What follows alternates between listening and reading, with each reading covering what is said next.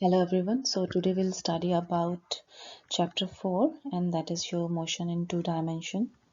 So we did the motion in one dimension, and in one dimension means just the single axis, but when we are talking about two dimensions, that means the motion is in a plane, and your plane can be your xy plane, it can be your yz plane or zx plane. So if we are talking about plane xy, so in that plane, if you have a motion, so means your x coordinate and the y coordinate, they are changing, but the z coordinate, that will remains constant. So that is the meaning of motion in two dimensions. So kinematics in two dimensions, we study the vector nature of position, velocity, and acceleration in greater detail, and we will treat the projectile motion and the uniform circular motion as the special cases, and we'll also discuss the relative motion. So first of all, in kinematics, we should know about the position and displacement of object. So the position of an object is described by the position vector r vector. So suppose you have this coordinate frame, this x-axis and the y-axis. Here you have x-axis and here you have this y-axis. And the object is initially at the position r. So at this position it has the position vector Ri at the time Ti. Then after some time it goes from the point A to the point B. So now the next position is the final position of this object is B.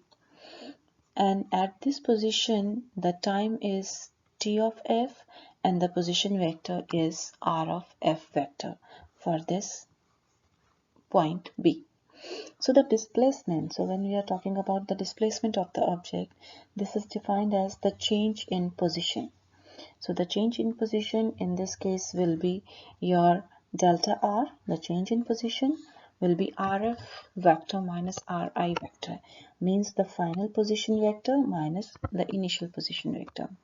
If you remember in the one dimension motion, we found the displacement delta x, and that was final position minus the initial position, and that we did if the object was moving along the x-axis from the origin. So here if it has xi and here if it has xf position, then this x of f, this xf minus of xi, that was the total displacement in one dimension.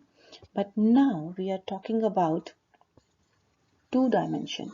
So in two dimension you don't have a single point, but now you have a vector, and this is your vector Ri vector and Rf vector, because each point A or whether you have point B, it is specified by two coordinates, one coordinate on the x-axis and one on the y. Similarly, this B point will have x coordinate which is on x-axis and y which is will be on y. The average velocity is the ratio of the displacement to the time interval. So displacement to the time is the velocity. This is the same as we have done in one dimension. In one dimension we were doing delta x over delta t because the displacement was only along the x-axis, only along one axis. In this case the direction of average velocity is the direction of the displacement vector. So the same direction of the velocity as it is for the displacement, and the average velocity between the points, it will be independent of the path taken. This is because it is dependent on displacement, which is also independent of the path. If you remember, we have done the difference between distance and displacement. So distance, suppose if this is the path, So the object is moving from this point A to this point B. So this is your initial position and this is your final position for the point. So if we check for this motion, for this object, the distance is this total path taken by the object. This was the distance, but the displacement was this. The distance between the initial position and the final position is the displacement. So this blue line, this is your displacement, and the yellow line, this is the distance. So that was the difference between distance and displacement. Now instantaneous velocity is again, instantaneous means at a particular instant of time. So during the whole motion, your velocity is delta r over delta t, that is just the average velocity. But if you take the limit of this delta t tends to 0, so what you are doing in this case, you are taking this delta, this change towards a single point, towards this single point. So during this whole motion, during this whole time interval, you are just, this is becoming so small, and like you are just taking this whole interval as small as a single point. So at that point, the velocity will be known as instantaneous velocity for the motion. For example, if you have a total interval starting from this 5t to 25t, okay, or you can say 5 seconds to 25 seconds. So this is the motion when you are, this is the time when you are starting the motion, and this is the time for the final position. So suppose your question is that find the instantaneous velocity for in this motion at the time 16 seconds. So for this, at this single particular point time, the velocity that you will be having, that will be known as the instantaneous velocity. So this is what we call as instantaneous velocity. And so we did the average velocity, we did the instantaneous velocity. Now next we have average acceleration. So acceleration is the same again, the rate of change of velocity. So velocity delta v over delta t. Delta v means your final velocity minus initial velocity. Delta t means final time minus the initial time. Again, same, we will have for the average acceleration, you can say that delta v, what that means, that at this point, this is initial position of the object. Here you have initial position vector. The velocity at this point will be known as initial velocity. At B, you have final position vector and you have final velocity vector. So to find the change in velocity vector, you are going to subtract these two vectors, and you are applying the law of vector addition or subtraction in this case actually. So when we are done with the average acceleration, now you have instantaneous acceleration also. This is the same as we have done in instantaneous velocity.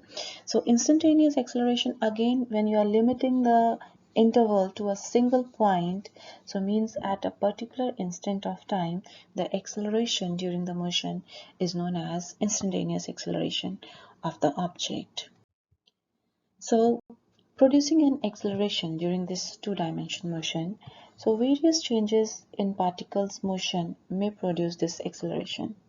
Number one, the magnitude of the velocity is changing. Number two, the direction of the velocity vector is changing, even if the magnitude remains constant, or they both may change simultaneously at the same time. So we are saying that acceleration is rate of change of velocity vector.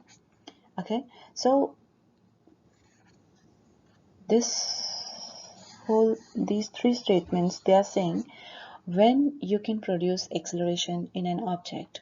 So by this ratio, you can say that either the velocity is changing, magnitude is changing, or the direction is changing, or both are changing in this. Now, if magnitude of the velocity vector changes, that's okay. Like whenever the magnitude is changing, your velocity is changing, you will get the acceleration. Now is this thing, the direction of velocity vector may change and magnitude may remain constant. So this is the case. So circular motion is the example of this case. So if you're doing this circular motion and the object is moving along the circle at a constant velocity means constant magnitude only. So suppose 20 meter per second. So this magnitude is constant, but during the circular motion, the direction is changing at each point. So the magnitude is constant, but the direction is not constant. So you will get the acceleration even in this case, and that is just because of the change in the direction, or they both may change simultaneously. So two-dimensional motion with constant acceleration A. So we will have some equations. So the equation of motion, kinematic equations we derived before are still valid, but are now in the vector form. So we did the equations, and that those equations, they were just in the form of xi, xf means initial position, final position.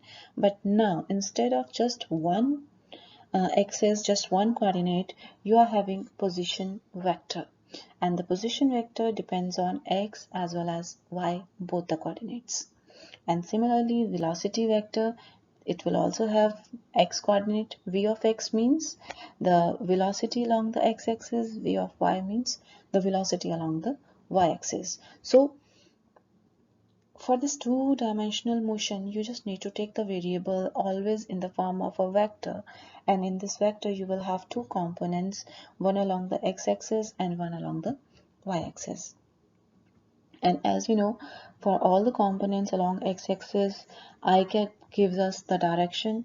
For along the y-axis, j cap gives us the direction. So now two-dimensional motion with constant acceleration. So we will have these equations for this. So velocity as a function of time. Vf is equals to Vi plus At. So this was the equation that we did in one dimension motion. But now for the Vf, for the final velocity, you have one x component, you will have one y component. And for Vi, that is initial velocity, again you will have V of xi and V of yi. So like for each velocity, you will have two components, one along the x-axis and one along the y-axis. And your acceleration, again, it will have two components, a of x and a of y. So the equations are same, but just you need to be careful about the components now. So now each equation is valid with the same components along the x-axis and along the y-axis. You cannot like combine these components now. And then the position as a function of time. So again, your position vector, final position vector, initial position vector, initial velocity, and the acceleration. So again, you are going to take two equations, one for the x components and one for the y components. And similarly, for the other two kinematic equations, you can do the same thing and just convert the variables x to r of f. Like you can then convert that to the component form, x of I and y of j, like that. So position vector for a particle moving in the xy plane is this, xi cap plus yj cap, and the velocity vector is always this, vx with the I cap and vy with the j cap. So the x components, they are always along the x-axis, and they will always be associated with the I cap, that is the direction on x-axis, and y components will and all the variables on y-axis will be with the y component and with the j cap direction. So these equations, they are also valid, but just in like you're going to replace the variable with the position vector now is the projectile motion. So this projectile motion is the example of is the case of basically two-dimensional motion. So and also you have a lab based on this projectile motion, the lab 4 that you will do, and this that is already on the e-learning. So for this projectile motion, so you have this x-axis and you have this y-axis here.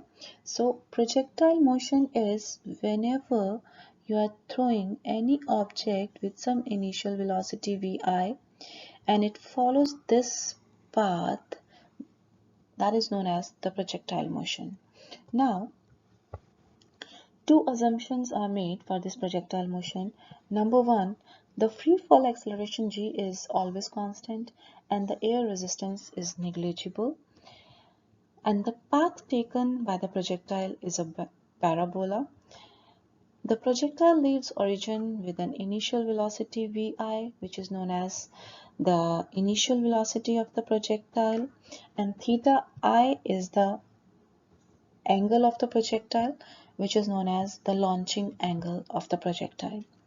Now, if you check this diagram, so in this you have this vi, that is the initial velocity. Now, as we said, for each vector you can split the vector in its components. So for that, this vi, you will have v of xi component along x-axis and v of yi along the y-axis. So now when this will reach, so now this is the initial position of the projectile, launching position, when it will reach to the point B. At this point, again the velocity vi changes to v, and now this has components v of x and v of xi and v of y. So if you check these two positions a and b, the x component, here you have v of xi and here you have v of xi again. So that is the same at position A as well as position B. But if you see the y components of this velocity, at the position A you were having v of yi, but here you have v of y. So during this projectile motion, y component changes, but this x component remains the same. Now let's check the position C as well. So if you see the position C, so at position C, you have x component of the velocity, that is v of xi, but the y component of velocity is 0. Why this is so? Because when the object is following this projectile motion, it's going from this point to this point C, from A to B to C. At this point, the y component this much decreases to this, and at the end when it is 0, at this point it will not go in the upward direction, but after this it will follow the downward direction. So now it's going to the downward direction. So after point C, when it is coming to this point D, at this point if you check, it has downward y component and the v of xi is still the same. So v of y component is regularly changing during this projectile motion, but your v of xi component is constant. So even at this point E point is the landing point on the ground for the projectile. At this point it has again v of xi, which is constant, and it has this v of yi as well. So if you check this projectile motion, during this whole projectile motion, so initially from A to C, your Vy component decreases, Vxi remains the constant. At C point, your y component of velocity is 0, and after this point from C to D to E, the y component of the velocity will go to the downward direction and the x component is still constant. And the velocity vector changes in magnitude and direction at each point during this motion. And acceleration in the y direction is this g vector, which is acting in the towards the down direction. The acceleration due to gravity, that is the only acceleration acting on this object. So projectile motion, as we studied, the object is moving from this initial point through this whole path and reaching to this point. So the y component of the velocity is 0 at this point, and the x component of the velocity would remain constant in time throughout this motion. So these are two important points in this projectile motion. And v0 x or the vix is vi. So guys, one more thing, like whenever you have v of I, that is the same thing as v0, that is the initial velocity of the object. So that is vi cosine of theta, and viy is vi sine of theta. And like you know, all the x components are with the cosine and all the y components come with the sine. So, and when you want to find the magnitude for the velocity, you can take, since you have the components, so your total magnitude of the velocity will be this, and you can also find the direction, that will be your tangent inverse vy over v of x. So this is how you're going to find the total velocity. You need to find the components and here to get the direction. So during the projectile motion, make sure the Vx is always constant, acceleration is always negative g, Vy identical to the free fall, and projectile motion superposition of motions in the x and y direction, because you have two-dimensional motion. So range and maximum height of a projectile. Range and maximum height. So if you check this projectile motion, so this distance from the initial position to the final position on the ground, this distance is known as range of the projectile. This is the horizontal distance on the ground between initial position to the final position, and maximum height means this height. So during the whole motion, the maximum height above the ground, that is known as maximum height of projectile. And one more important thing, that at this point the Vy component of velocity is 0. And we do have some standard formulas as well to find the maximum height and range of a projectile, but sometimes in problems they just ask you to find the height and range by using the kinematic equations.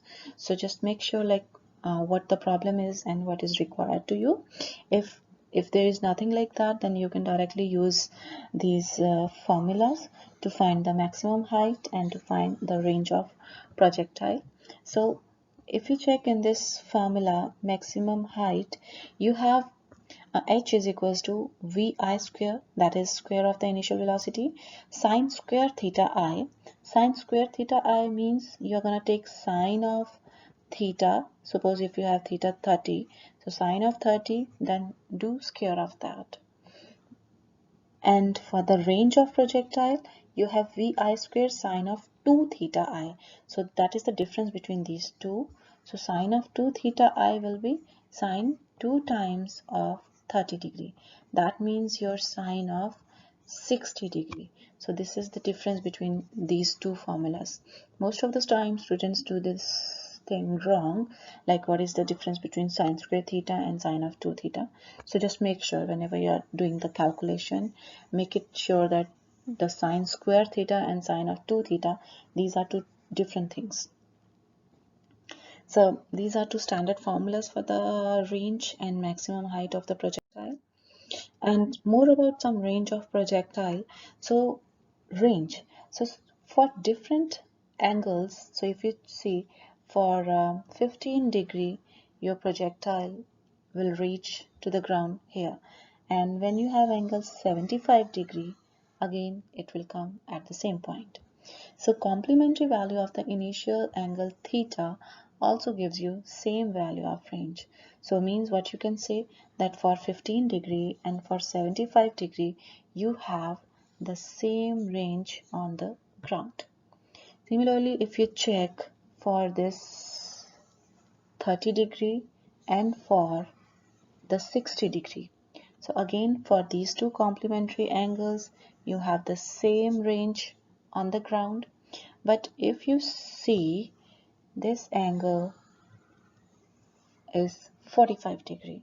So 45-degree is the angle for which you will get maximum range of the projectile, and this is true for all the projectiles every time. So at whenever you have theta equals to 45-degree, you will get the maximum range of the projectile on the ground. So range of a projectile, the maximum range occurs when the theta is equals to 45-degree and the complementary angles will produce the same range.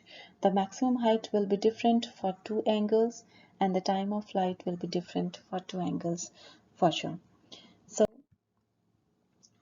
So that was the case of the projectile motion. We do have uniform circular motion also as the case of two dimensions. So this occurs when an object moves in a circular path with a constant speed. So it has constant speed means the magnitude is same, but the direction is changing each time. So the associated analysis model is a particle in uniform circular motion, and the acceleration exists since only the direction is changing. So the change in velocity is related to acceleration. So you will get acceleration as well in this case. So the acceleration that you get in uniform circular motion is known as centripetal acceleration of the object, and the formula is this. Centripetal acceleration is equals to v square over r. V square is your velocity and r is the radius. And the direction of this centripetal acceleration is always changing to stay towards, directed towards the center of the circle motion. So uniform circular motion, this here you have this center of the circle, here you have radius, velocity direction is changing at each point during this motion, but the acceleration AC is always directed towards the center of the circle like this with the velocity. And the period during this circular motion, so the time required for the one complete revolution is this: t is equals to 2 pi r over v, where 2 pi is constant, r is your radius, and v is the velocity. So we have two cases for the two-dimensional motion in this chapter. One is projectile motion and one is the uniform circular motion. And we have the last topic in this chapter is about the relative velocity. So whenever two observers they are moving relative to each other, generally they do not agree on the outcome of an experiment. However, the observations seen by each are related to one another.